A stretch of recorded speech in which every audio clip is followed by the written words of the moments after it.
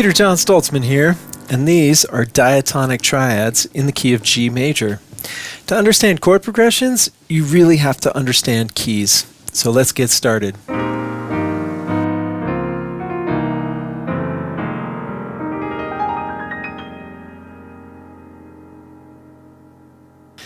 In Workbook 1, Section 3, you'll learn to read chord symbols and Roman numerals, correlate diatonic chords to Roman numeral analysis, and play chord progressions using the 1, 4, and 5 chords in the key of C, A, and A flat.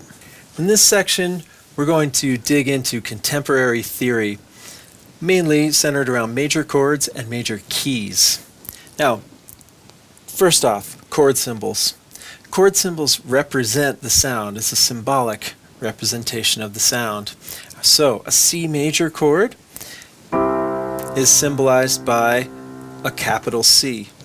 And when you see a C chord symbol, it could be played like this, it could be played like this, it could be played like this, it could be played like this, it could be played like... The chord symbol does not actually represent the shape that you play, it just represents the sound of C major. And that's an important distinction. Now, when you actually have notated notes, like at the beginning of this section, that's what's written. Then you have to play what's written. But when you just have a chord symbol, you're free to interpret. The capital C chord symbol gives you two important pieces of information. The bass note is C, and it's a major chord, not a minor chord, not any other type of chord. Now, let's get into some chord progressions, all right? And we'll get back to our cookie cutters from Section 2. We'll start in C, and we're actually just going to read these chord symbols. So, without actually having any notes here, it's just C, G, F, and C. So, you can play repositions, use your cookie cutters. You can go up, or you can go down. You could go down there, you could come back up. The interpretive freedom is yours. So you could play any type of technique. Broken chord, arpeggios. Let's do it in A. A, black, white, black, sorry, white, black, white. And then E, and D, back to A. And again, you can play these high, low, anywhere you want on the piano. Let's do them in A flat. This is our black, white, black shape. And this one, man, it just feels so different than that white, black, white shape. Amazing. E flat, D flat, A flat. Again, use your cookie cutter. Play it anywhere you want on the piano. Up high, down low. Give it a new technique.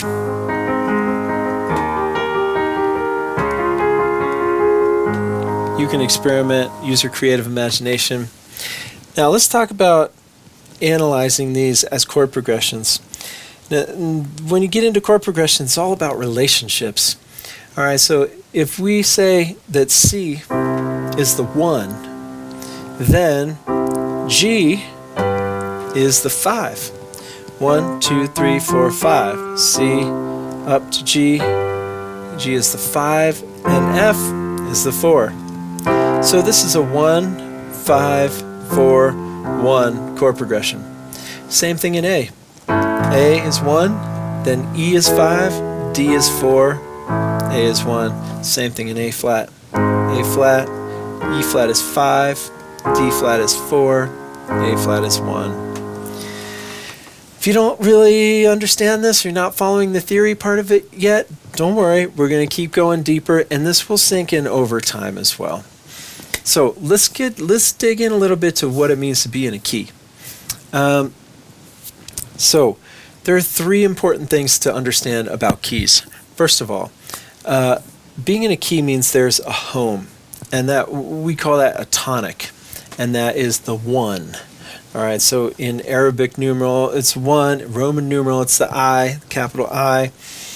So if we're in the key of C, C is the 1.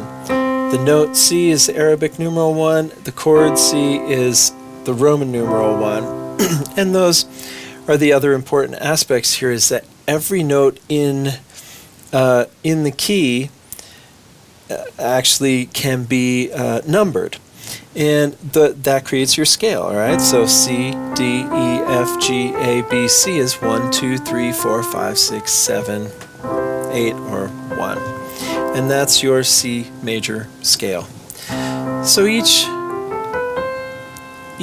key has a scale, has a major scale that correlates to it. And the notes that are in that scale are called diatonic. That's a great word to know, diatonic. That means in the key or of the key. And notes that are not in the scale are called non-diatonic. And we analyze those single notes with Arabic numerals. You're just normal 1 through 7. 1, 2, 3, 4, 5, 6, 7. Then each note in the scale correlates to a chord as well. And those chords are called diatonic chords. And chords that are not in the scale, non-diatonic chords. So the Roman numerals are used to analyze the chords in a key. So this is 1, 2, 3 with Roman numerals, 4, 5, 6, 7, 1. And you can see capital I for 1, lowercase for 2, lowercase for 3, because those are minor chords. Then uppercase, uppercase, lowercase, lowercase. Uppercase refers to major chords, lowercase refers to minor chords. Now we haven't gotten into the distinction between major and minor chords yet, and that's okay. So if this is confusing you, don't stress too much. We'll get there. All this will sink in eventually. Now let's do it in another key and see if we can follow the template and just adjust the notes. So the template is 1 major, 2 minor, 3 minor, 4 major, 5 major, 6 minor, and then the 7 is diminished. That B diminished in the key of C that wants you to finally resolve back to the 1. Let's take this into the key of F and see if we can get it. So F major is the 1 chord. The 2 is minor. That's going to be G. So that's G, B flat, D. The 3 is minor. That's A minor. The 4 is B flat major.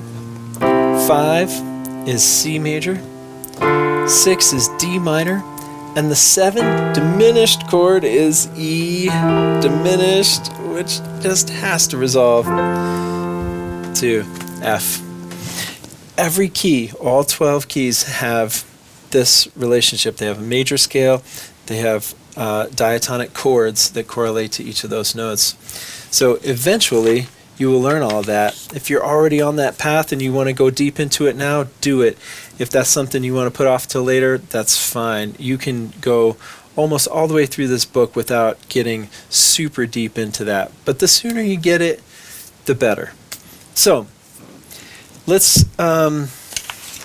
move on through scales. If you haven't learned your scales, you should really learn your scales. Those correlate, with your keys. They're super important, and that's the best place you can start. Don't worry about all the diatonic chords yet. Get your major scales first. And in the book, I've got them all all the fingerings labeled here, and all the notes written out for you, so you can study that and use the addendum that starts on page 67. Now, last thing, we're going to do a few chord progressions here using diatonic chords in different keys. So we're actually going to do a 1, 4, 5, 4 progression. So in the key of C, that is C, F, G, F. That's 1, 4, 5, 4 in the key of C. You feel how that feels when you get back to the tonic, to the home, coming back to C. It's a really important feeling to get used to, and understanding that 1, that gravity that it has. Let's go to the key of A. 1, 4, 5, 4. That's A, D, E, D, and back to A. and one more in the key of A flat. A flat, D flat, E flat, D flat, A flat. That's 1, 4, 5, 4 in the key of A flat. Let's do one jam. I've got jams for you in all three of those keys. We're just going to play through it in A flat just for fun here and get a taste of what it feels like to play with a band. 1, 2, 3, here we go. A flat, D flat, E flat, D flat. That's 1, 4, 5. I'm just chunking in my right hand here. And as you go through, I want you to be able to think in chord symbols. D flat, A flat, and I want you to be able to think in Roman numerals. 4, 1, 4, 5, 4, and back to the 1. All right, we're going to stop right there, and you can jam to your heart's content with all those play-along tracks. I hope you've learned something. Hope you're having fun doing it, and I'll see you next time. Peter John Stoltzman here, bringing you inspired, joyful piano music. Thank you for watching. Leave a comment and let me know what videos you would like to see. Make sure you subscribe and hit the notifications bell. And stay connected with me by going to my website and signing up for my email list. Listen to my music on Bandcamp and follow me on Facebook and Instagram.